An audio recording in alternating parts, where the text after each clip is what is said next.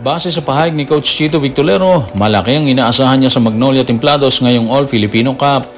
Inilabas naman ni Justin Baltasar ang rason paano nila tinalo ang Phoenix sa nasabing laban. At ang posibleng kalaban ng Gilas Pilipinas, malalaman na natin yan. Saan nga ba ito mapapanood at anong oras ito gaganapin?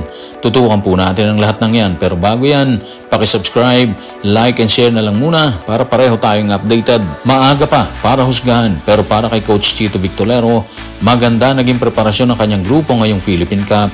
Base sa kanyang pahayag, nakasentro na kanyang isipan sa playoffs.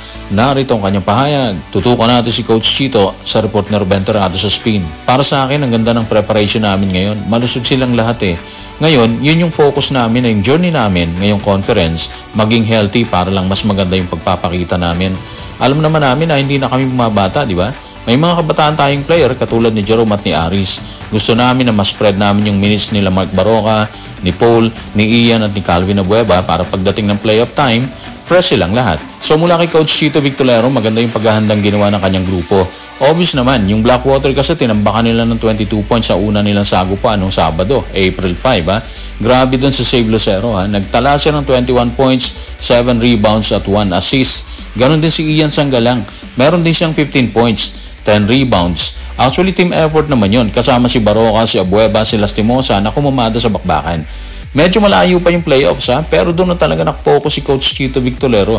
Well, may kayo naman siya, di ba? Alam naman natin ang kakayahan ng kanyang grupo. At base na rin sa kanya, maganda yung paghahandang ginawa ng kanyang grupo ngayong conference. So siguro base na rin sa kanyang pahayag, aasahan natin na isang magandang journey para sa Magnolia Templados.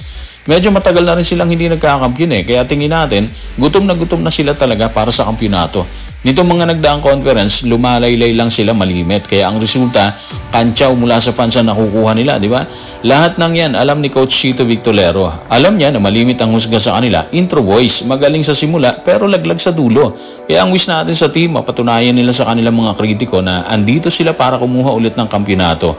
Hindi para maging intro boys na sinasabi ng karamihang bumabati ko sa kanila kapag nawawala sila sa bakbakan. Kung tila magandang nakikita ngayon ni Coach Chito Victolero sa kanyang grupo, hindi naman ikinaila ni Justin Baltasar ng Converge na kinailangan niya mag-step up sa naging bakbakan ng kanyang grupo laban sa Phoenix Fuel Masters. Ayon sa kanya, nag-usap umano sila ni Justin Arana para maibangon ang kanyang kupunan mula sa pagkatalo sa mga kamay ng defending champion na Meralco. Narito ang kanyang pahayag. Tutukan natin si Justin Baltasar sa report ni Romel Fertes Jr. na Inquirer. Hirap si Justin nung wala ako at nag-usap kami na kailangan ko siyang tulungan. Ganon din ang team, lalo na galing kami sa talo, di ba? Malaking inaasahan sa akin dito sa Converge kaya kailangan ko mag-double effort dito. Lalo na kay Justin kapag magkasama kami naglalaro. Kailangan namin kausapin yung mga bigs namin at kailangan namin mag-step up. Well, sa ngayon, may isa na silang panalo. Versus Phoenix kagabi, nagtala ng halos double-double si Justin Baltasar. 9 points and 16 rebounds. Ang laki nun Tapos si Justin Arana, meron naman siyang double-double. 10 points and 10 rebounds. Grabe din, di ba? Si Alex Stockton, kumamada naman siya ng 18 points. And of course, team effort naman palagi yan. Lahat sila may ambag sa panalo. Pero sila talaga ng mga nabanggit natin yung Kuminang versus Phoenix. Ma-remind na rin natin wala dito si Jordan Heading. Anyway, sa pinakita ng Converge, particular yung mga nabanggit nating players, hindi natin pwedeng isang tabi yung katotohanan na marami silang pahihirapan ngayong All-Filipino Cup. Given naman na siguro yun kasi nung nagdaang dalawang conference, Governors at Commissioners Cup, nahirapan din sa kanilang malalaking kupunan. Siyempre, ando ng presence ng kanilang import nung time na yon. Pero dahil ganito ang kinakamada ngayon ng local players nila, parang sa tingin natin, although binakbakan na sila ng defending champion ng Meralco sa unang laban, may kalalagyan pa rin yung mga bigating kupunan sa kanila. Lalo na kung andito si Jordan Heading siguro. So magandang abangan ang kanilang kampanya ngayong All-Filipino Cup kung kakayanin ba nila makapasok talaga sa semis. Habang aminado si Justin Baltasar na kinailangan niya mag-step up, marami naman ang nag-aabang ng magiging kapalaran ng Gilas Pilipinas sa paparating na FIBA Asia Cup ngayong August 5 to 17. At base sa inilabas na report ng FIBA, malalaman na kung sino ang makakaharap ng pambansang kupunan sa nasabing torneo.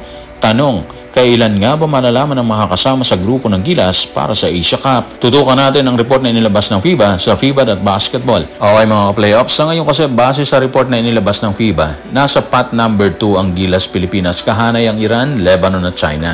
Ayon kay FIBA, magkakaroon ng 4 na grupo ang 16 na team. Ibig sabihin, 4 na bansa kada isang grupo.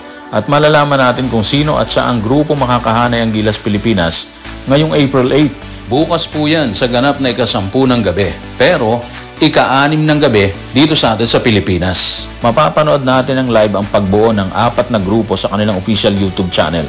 Exciting to kasi alam natin na lahat ng pumasok dito magagaling sila. May kakayahang makapasok sa susunod na round. Lalo na yung Chinese Taipei, di ba? Ang laki ng pinagbago nila dyan. Dati talo lang natin sila pero ngayon gilas na yung tinatalo nila. So again, abang-abang tayo sa magiging live broadcast ng FIBA para dito sa kanilang official YouTube channel po yan. Huwag nating palagpasin. So guys, maraming salamat.